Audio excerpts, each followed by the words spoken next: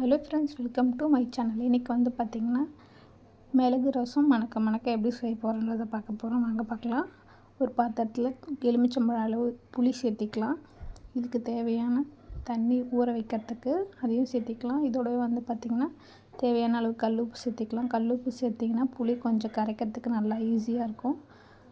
இப்போ வந்து மிளகு சீரகம்லாம் எடுத்துக்கலாம். மிளகு வந்து பார்த்திங்கன்னா 1 டீஸ்பூன் அளவும், சீரகம் வந்து ஒரு 1.5 டீஸ்பூன் அளவும், 2 வரமிளகாய், பூண்டு ஒரு 10 பல், ஒரு தக்காளி, இதெல்லாமே நம்ம அரைக்க போகிறோம். மிக்ஸி ஜாரில் எல்லாமே சேர்த்து அரைச்சிக்கலாம். இதோடவே தக்காளியும் கட் பண்ணி சேர்த்திக்கலாம்.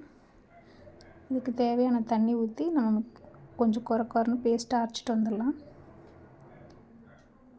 இப்போ வந்து மிளகு சீரகம்லாம் அரைச்சாச்சு. தக்காளி கொஞ்சம் கரைச்சி அதோட திப்பியெல்லாம் வடிகட்டி கையிலே எடுத்துக்கிறேன். இப்போ இந்த அரைச்ச பேஸ்ட்டையும் வந்து இதோட கலந்து விட்டுக்கலாம்.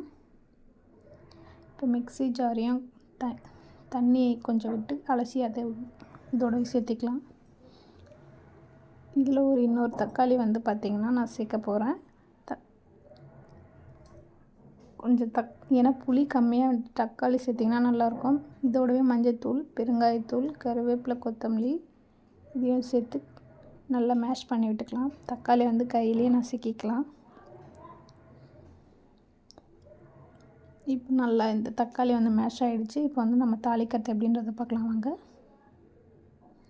சட்டி ஹீட் பண்ணதும் 1 டீஸ்பூன் ஆயில், கடுகு, பெருங்காயத்தூள் சேர்த்திக்கலாம். இதோட 2 வரமிளகாய் கொஞ்சம் கலந்து விட்டுக்கலாம். இப்போ நம்ம கரைச்சி வச்சுருந்தோம் இல்லையா, அந்த ரசத்தோட கலையும் இதோட சேர்த்து ஒரு கொதி வந்ததும் நம்ம வந்து ஸ்டவ் ஆஃப் பண்ணிடணும். ரசம் வந்து ரொம்ப நேரம் கொதிக்கணும்னு அவசியம் கிடையாது. இப்போ இது மாதிரி அப்படி பொங்கி வரும். அந்த டைமில் வந்து நம்ம ரசம் ஆஃப் பண்ணி எடுத்துக்கலாம். இப்போ வந்து ரசம் தயாராகிடுச்சு. கண்டிப்பாக ட்ரை பண்ணுங்கள், ரொம்ப டேஸ்டியாக இருக்கும். Thank you friends.